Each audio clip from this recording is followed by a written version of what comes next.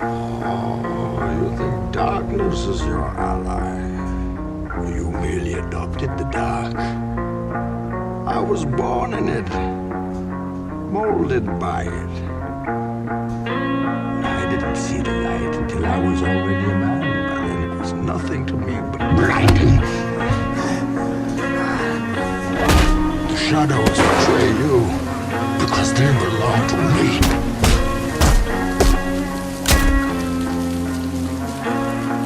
I will show you where I have made my home whilst preparing to bring justice. Then I will break you.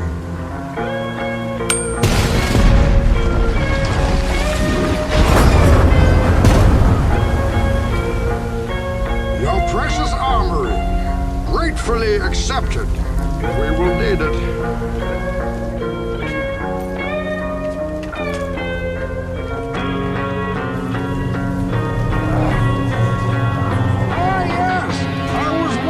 What would break first? Your spirit?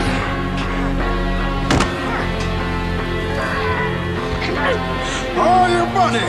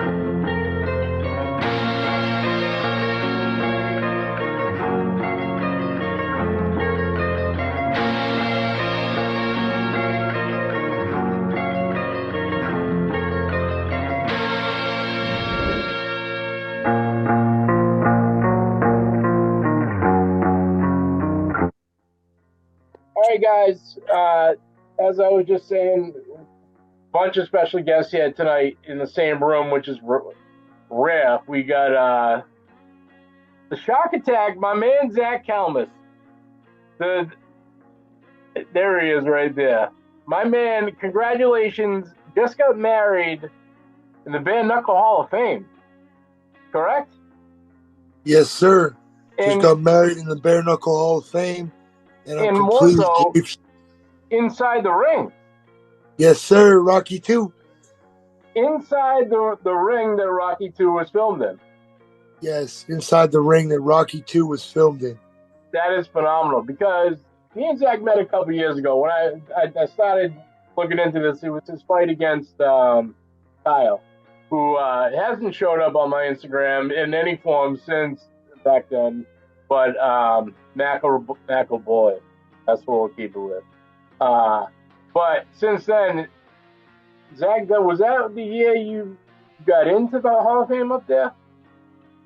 So I have not been inducted, but I won the Spirit Award for 2023.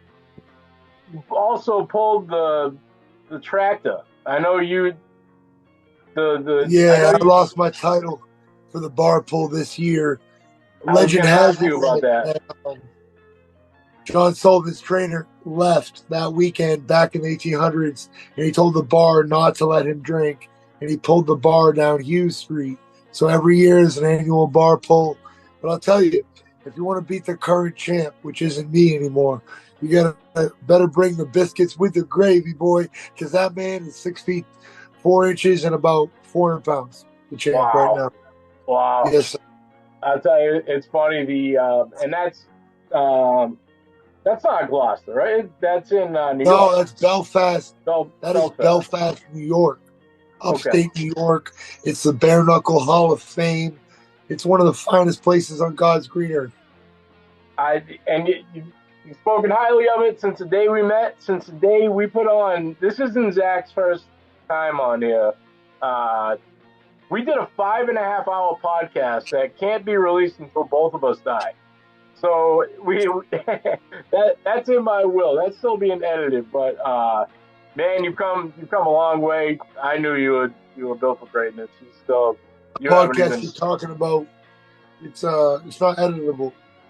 I don't know if it is editable. That's definitely true, but there's just too much going on. That's what I'm talking about. You know what I'm saying? Yep. So also had a birthday. Happy birthday, 32 years young. Yes, sir. Phenomenal. You're killing it still. And 32. 32, I'm 29 again. I wouldn't even question that. Not even a bit right now, man. Not even a bit. I love it. So we got the pleasure tonight of Zach. Was it last year you started training? Was it last year you started training Blake for his fight? Was it what? You two connected last year? Who? You and Blake? So I don't train Blake. Blake is my best friend. We are sparring partners. Blake is trained out of West Monroe Boxing Club. It's been there over 50 years. His coach is Mr. Sparky McDuffie, and that's the best gym in Louisiana. They also part-time train me. Whenever I'm down in Louisiana, I am trained by Sparky. Whenever I'm here in Boston, I'm trained by Mr. Grealish, Martin Grealish, and Dorchester. Phenomenal. I know Blake has a fight coming up. He's yes, sir. Now my man is ready. Blake, give us a little rundown. What do we got coming up here on the schedule? All right, so I'm signed up. We're gonna be back in Albuquerque, New Mexico, August the 11th, and I'm gonna be on the undercard BKFC 48. You got me matched up with a hometown guy, but a shorter opponent. So same game plan here. Shorter opponent. I mean, that's got to be the norm with you. What are you at? 6'4"? You got to. No, man, I'm not 6'4". I'm 6'7", and I'm like 6'8" when I got shoes on. So I'm a tall guy. Amazing, dude. That last fight, I watched the last fight. I know we're looking forward to the return here. I know what it's all about, getting back up and in there, man. Getting back up and in there. Any training different this time? Well, I'm just upping my tempo, and I'm going up in weight, so I'd say I'm hitting a lot harder right now, and I want more emphasis on my punches, and that's been the main key focal of my training here right now. That reach, man, the land people can't get to. You know what I mean? You got a special tool there. You got a spark on. Now, what's up with this? Is this luck tonight? We have big boy Blake Lacaze and Chris Jensen. Yes, sir. You got both big boys in the house tonight. Yes, sir. This is a rare episode here. Love it, Chris Jensen. Thank you for coming through. You have some pretty good news yourself here coming through. Yeah, things in Bareknuckle's growing. We see at a fast rate, a rate that we can't really compare to anything else. Not MMA, not anything, and we're seeing a lot of more states opening up.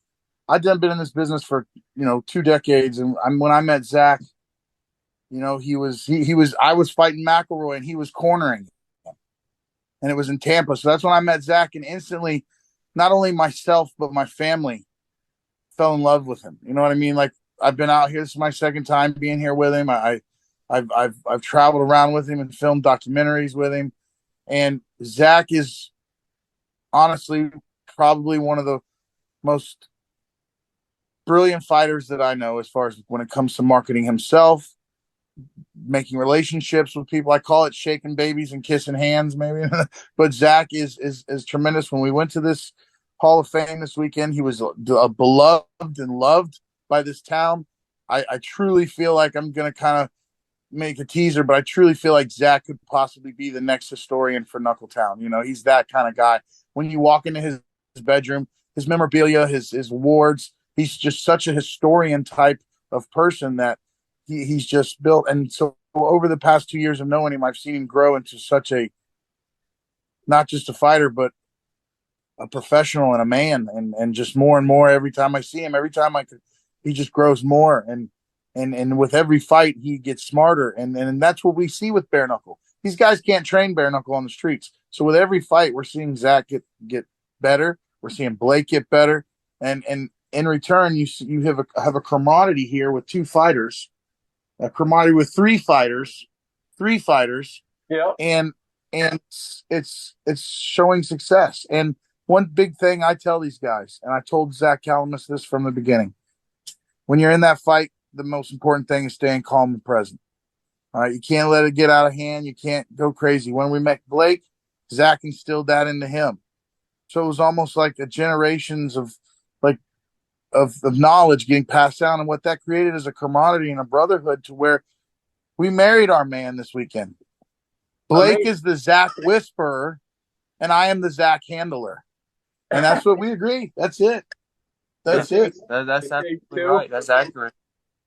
That's it. Blake is the Zach whisperer, and Big Boy Lacaze is the Zach whisperer, and Big Boy Jensen is the Zach handler. And it's awkward that we're both nicknamed Big Boy. We never knew each other, and Zach found us behind a dumpster in Monroe, Louisiana, 2 years ago, a year and a half ago, or whenever, a year ago. So it's great. And with me, I'm older. I'm 43. I had my last fight with McElroy back at BKFC 19. But if anyone that remembers, I was the first Valor winner ever. So when Valor came out, it's a different set of rules than BKFC. It's a different set of rules of BYB. But when Valor came out, it was something new. It was a vision of a man who had plenty of experience in pancreas and wrestling. And Ken really does. And I'm telling you, his vision is amazing. And I fought for them. And when I fought for them, I've always been a promoter. I've always been someone that's helped fighters because I'm just naturally good at that. It's probably why I only have 7 pro fights, because I've always been working, matching, coaching, handling, doing those things. Well, Ken, I pressured Ken. COVID hit, so the organization kind of took a hit. We weren't able to do a show. Now we're back in the circulation. Valor's back. We have a date set. We're going around and doing gym tours. And the reason why, and I want everyone, there's a misconception of this gym tour thing. We're not really going for just tryouts. All right. We're not going to these gyms to say that we're going to sign anyone with Valor. We're going to these gyms to tell these fighters that we care about you. We want to build a relation with you. And we want to let you know that Valor wants to build your brand as well as ours. A good point is, Ken's is my mentor now. And Ken, when he would fly to Japan, he'd get off that plane, they would treat that man like a king. Like, they would treat him like a king. And they knew they were bringing him out there to beat their fighters. There's not a promotion in this world that does that. Valor's that promotion. Valor's that promotion. Yep. And so with this, go ahead. Today, you're speaking about the tryouts, and it's funny because I passed my man's profile today. Shady Grady is $1 million waiting to pop anywhere. Like, how these guys should be in the WWE, but like they're so entertaining. You know what I mean? And I love Shady. They're not even really entertaining. These are real people. Like, yeah, Shady showed up yesterday for the tryouts. If you want to see that footage, it'll be on Valor BK. It's on the YouTube channel. Just look up Valor Bare Knuckle. We're going to be editing that and putting out that show that we're doing. We're going around and doing this gym tour. But let me tell you, Jack Grady put it on there last night or yesterday. He got matched right out the gate with a smile on his face. Yes. These guys did not know what to expect, Mike. They had no idea what to expect. We didn't tell them what they were doing. When we got there, we laid it on the line and told them what to do. Shady Grady stepped up right up. Telling you, it was a great fight, wasn't it, guys? It was a great match. We got great things from Shady. And listen, but here's the thing, though. We don't want to step on no one's feet. So right. He got a fight coming up, and we respect. That's another thing, Valor. We respect. We were rubbing elbows at BKFC with the Hall of Fame this weekend with BYB. We do not want to compete. We are a different set of rules in that pit with no clinch, no hands whatsoever, no wraps. There's nothing on your carpals. There's nothing, and I'm telling you, it forces the guys. I've done it. I was the first one. You can look on my YouTube, Big Boy, my fights on YouTube, where I fought Zach Thumb, and you've seen two big boys going in there, and we had to throw hands. And I love it, and I love what's happened. So it's going to be huge. We got a lot of big things coming. Our date is in October. We're starting to fill the card right now. We're going around, and everywhere we go, we're making sure we go and see a gym. We go and see these coaches. We want to build this relationship. Ken wants these guys to know that, maybe Ken's some of their heroes, but now they're his heroes because we're building a brand, and Ken's got a vision. So I'm excited, and I get so excited talking about it because he gets so excited when he talks about it. Ken Shamrock is the man. I mean, that was my era when UFC first came out. You know what I mean? The Royce Gracie, Tank Abbott, Ken Shamrock. Those are the days. But I think they were. I can get him on for you. I can get him on. I can get you with Ted, and we can get Ken on your show anytime you want. I'll rename it Ken Shamrock Sports. I don't care. You get him on. That's my man. I was a big WWF fan too back in the day, so he had his stint. Yeah, no, I will. So another person, our public relations and talent agent for Valor is a guy named Ted K. He's big in hip hop. You can check him out on Instagram, Ted K. He's huge. He's helped manage guys like Cool and Dre. He works with a lot of rappers, Khalid and stuff like that. But you get a hold of Ted, and we say Ted's the man, just like in Pineapple Express. And Ted will get you a hold of Ken Shamrock, and definitely, and he's great, and he'll get a podcast, and Ken loves doing it, and especially the name of your podcast because he's going to eat it up.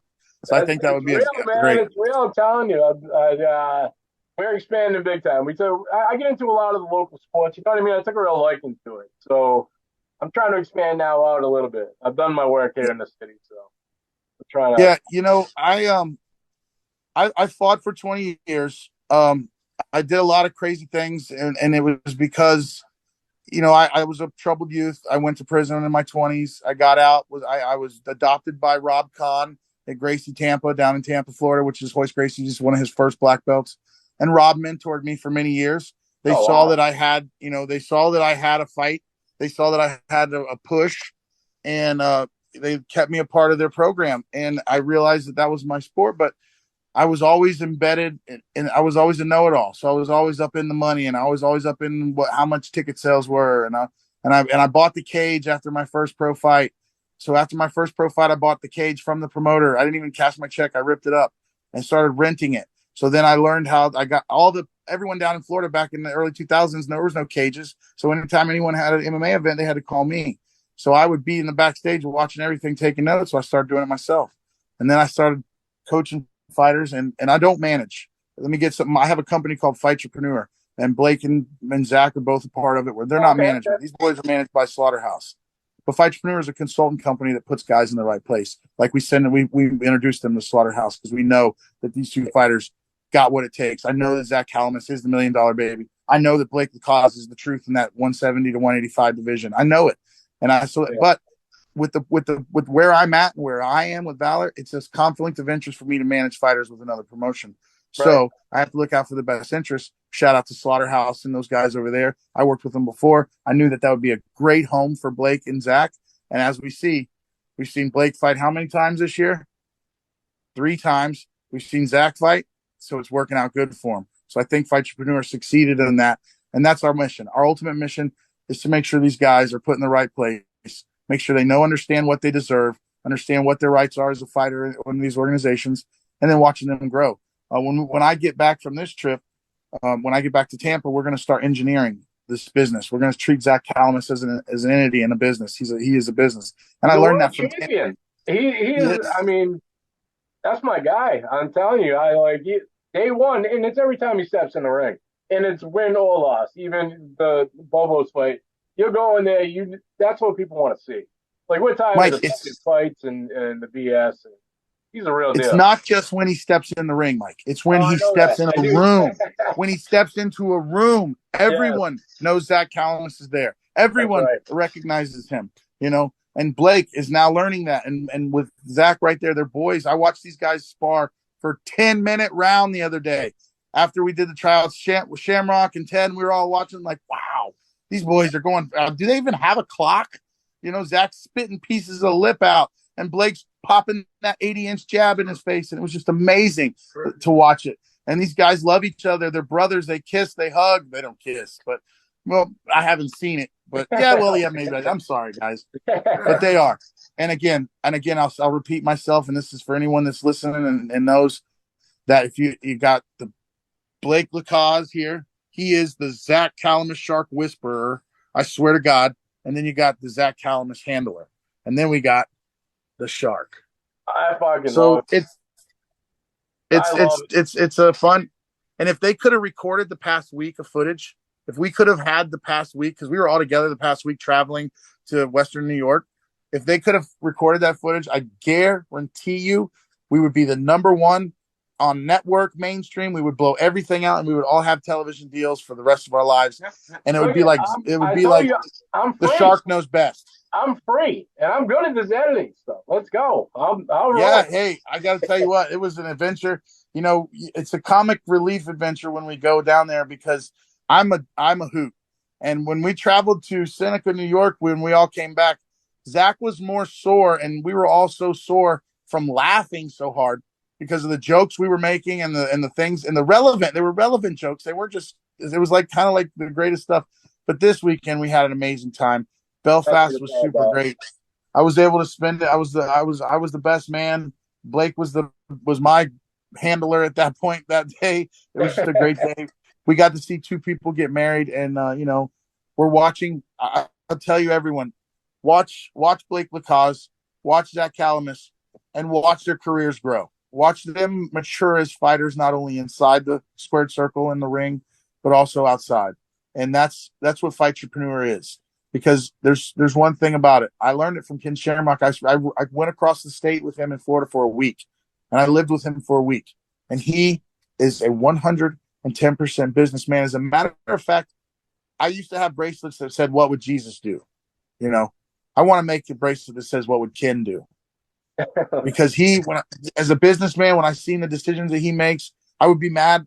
I'm mad at that guy. I don't want to do business with that guy. Ken be like, "Big boy, we got to." And then that guy that I didn't want to do business to gave me the best reference of anybody. You know what I mean? So it was like, wow. Yes, sir. Yes, sir, a wise one. So able to help other people and to see the growth of fighters, especially with young fighters like these boys here, it's really, really tickles my pickle. It's how I get my championship belt.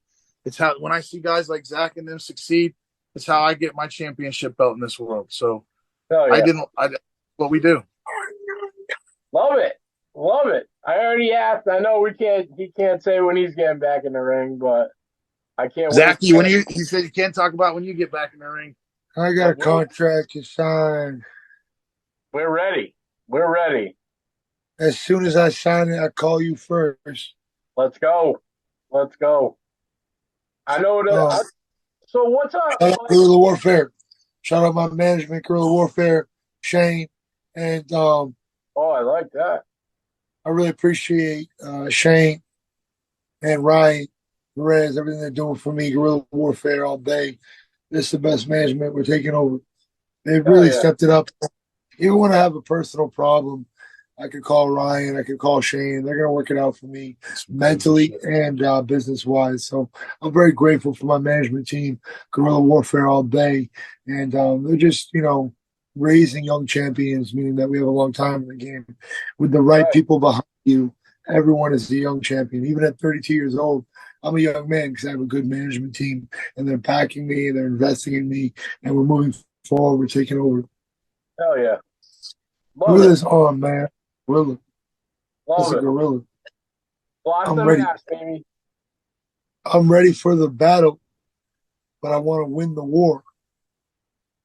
That's the truth. That's the truth. I think the biggest asset in my career, Mike, is I've been able to combine my heart and my mind. And you see, I put them in different positions. I put my heart here, and then I put my mind here. Yep. My heart where my mind is, and that's the only reason why I'm succeeding. How you put that work I in, said man? You work every I day. said it backwards on purpose. Mind, heart. You understand what I'm saying? I get you. Because it needs to work as the same thing. Absolutely. Absolutely. Blake's over here watching film. Blake can't stop thinking about the fight game. And that's Yeah. another thing I see in these boys. You know, I see the hunger. They eat, sleep, and drink this shit. Zach Every day. is great. Dude, Every day. I've been here for a week. You got to keep them from training. It's like, dude, guys, it's wedding day. We don't have to fight. We don't have to spar today. You know what I'm saying? Like, but it's just to see them guys do it and to see the hunger. It's fun. And then also another thing I would like to talk about is the fighters that you have here around your area in Worcester, and those guys, and like Lardy, and we got Wolf, we got Ralphie. A lot of young guys came out to the tryouts yesterday, and man, everyone did great. Everyone looked good. That footage is going to come out, but those guys, I've had the pleasure of interviewing them with Bareknuckle News on some of their post wins, and they're gentlemen. And I'm like guys like Lardy, I love them. Who are some of the other guys that were from there? Yeah, Nick Valor, those Body's guys. a man. He's like he's got a lot of heart. He's a family Ralphie, guy, you know what I mean? He's out there. Ralphie, Yeah, It's war Raphael, every time for him, you know? I love it. I love it. Raphael. He represents us well. He yeah. represents They brought another guy He over. knows Raphael. Yeah, Ralphie, and Ralphie was, man. I got to tell you, we had a nice. We got some great footage of Ralphie doing some work that we'll be posting up. But there was some great talent in this part. Honestly, I will give this teaser. Out of the 9 gyms we've toured so far, that Buffalo tryout is probably tied with the best gym we've seen. And when I say best gym, I'm talking we saw some dogs the other day in Buffalo. I mean, I'm talking we saw some straight dogs. And Jack Shady Grady was one of them. And my Blake and man. Zach were dogs. But we saw some guys that were tough. And that footage is going to be out on the YouTube channel with Valor Bareknuckle. And then you guys follow us. It's a different type of fight, man. If you can check some of those other fights online from the Valor one, Richmond and all those guys that fought, my God, good Godbeer, LeVar Johnson. We have just a Mighty Mo was on that card. I was in the back locker room, and this was like the 4th or 5th bare knuckle card ever.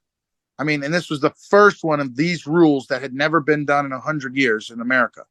And so I'm in the locker room with all these famous Hall of Famers, hundreds of fights, world-renowned Mighty Mo, Mike Richmond, Mike Godbeer, the one guy I don't remember, Shaduku or Shukaju, or it's a famous kickboxer, you know, Shokaju or something. And so I'm the first one to fight. So and they've never done this. So they're all like, let's go, big boy, like slapping me on the ass and good gaming me and pushing me out there because they wanted to see what was going to be like. And so I went out there and got 2 points deducted right out the gate for getting pushed into the warning track because you got to stand there and fight. There ain't no backing up. Yeah. And I realized I had to win, and I came out victorious, but I knew it was going to be something big. And unfortunately, because of business and because of some COVID stuff, Valor wasn't being able to happen again, but we're rocking it again in October. We're going to make our statement, and we want to work with everybody. And we also want to be a part of that Bare Knuckle Hall of Fame. So it's just fun to see this Bare Knuckle progress. It's fun to be able to talk about it and be a part of it. And maybe one day I'll be able to, you know, have a vision too and be a part of a legacy like Ken Shamrock's been. So I love it. I'm looking forward to it because there isn't competition, really. You know what I mean? Not at that level, and I look forward to it. You know what I mean? I think a lot of these guys are kind of being underused. I know the bare knuckle game is different than other combat sports, but I I don't know. I want to see my man in the ring every week. That's my problem. I want to see Zach fight someone every single week. Like, Yeah. it just gets you going, guys like that, you know? Yeah. Um, with these guys, with Zach, talking with him all the time and having ideas, and today even me and Blake and Zach Balake, me and Blake were and Zach were sitting around and we had a think tank, so we sit and we just have ideas about branding and about Knuckle Daddy that we're all a part of. Blake's now part of a Knuckle Daddy brand that Zach and I are going to be, and Zach, me and Blake are going to all be a part of. But competition is the spirit of America, and Zach was what brought that up in that meeting. And I'm telling you, that's the truth. And not only is it the truth, but it's also the way of business, and it also helps us. So competition isn't bad, and we love that. And that's what Valor sees. We love what BKFC is doing. I fought for BKFC. I fought for Valor. We love what Mike Vasquez and Dada are doing at BYB. We love the Trigon. It's something different too. But the bout circle at Valor is its own thing. No clinch whatsoever. No tape on the hands past the wrist. Nothing. And it's 3 minutes. And if you get pushed out in the warning track and you don't stand center stage and your feet touch the warning track, you lose a point. And if you lose a point, you're down. So they make them fight. They make them. And you can relive the Valor BK1. But when you think it couldn't get any more violent, let's go. I know you can't back up. I mean, a lot of these guys don't, but that's go time. Let's go. The bare knuckle MMA is intriguing for me because I was MMA for the longest time. I jiu-jitsu for the longest time. MMA was my life. When bare knuckle came out, it was just street fighting to me. And literally Valor, that's the best way I can explain it. BKFC experience is more of boxing.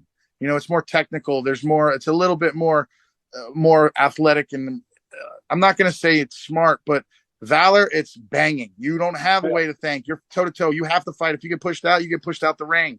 You know what I mean? You lose a point. And so it is. It's more blood. It's what the people want. Last year I traveled. Me and Zach and Blake, we've traveled all over this country, and the fans want blood. That's what they want. And the best part about bare knuckle is the average viewer feels like there's that 1% chance that they can go to that tryout and they can make it on BKFC, and it's happened.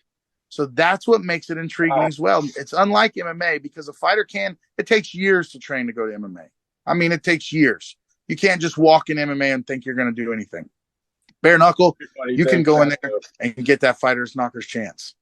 I like it. It's bad for the people to think, but because averages. But man, everybody always thinks like that. You know what I mean? Do I still have one left? Do I? Could I?